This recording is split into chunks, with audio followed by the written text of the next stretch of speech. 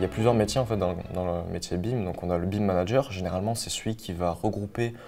en fait les différents BIM, du coup les différentes maquettes. Donc quand je dis les différentes maquettes, ça peut être une maquette sur l'enveloppe du bâtiment, du coup sur les murs, une maquette MEP, ce qu'on appelle MEP, ça va être tout en fait comment dire, toute la plomberie en fait du bâtiment, ou une autre maquette qui va regrouper toutes les menuiseries et voir qu'en fait tout lié pour se dire, là je vois qu'il y a une erreur, par exemple, ça peut arriver qu'une menuiserie, enfin qu'une tuyauterie passe au travers d'une fenêtre parce qu'elle a mal été placée, et lui, son job au BIM manager, justement,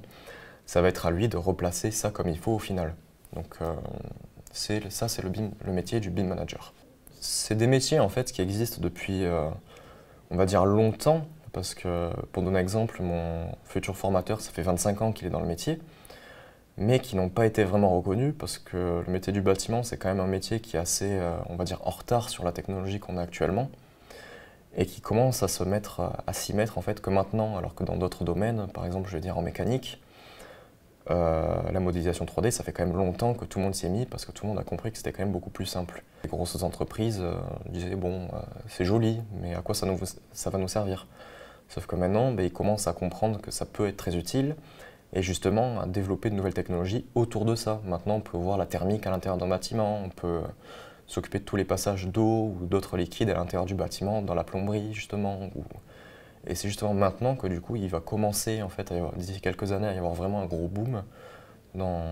avec cette nouvelle technologie et qui fait que le bâtiment va s'en servir en fait, comprendre comment s'en servir réellement. Il faut, carrément complètement, faire des études dans ce qu'on veut faire.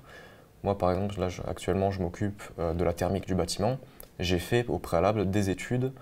dans la thermique du bâtiment, dans mon BTS et dans ma licence, et je m'en sers justement dans le BIM actuellement,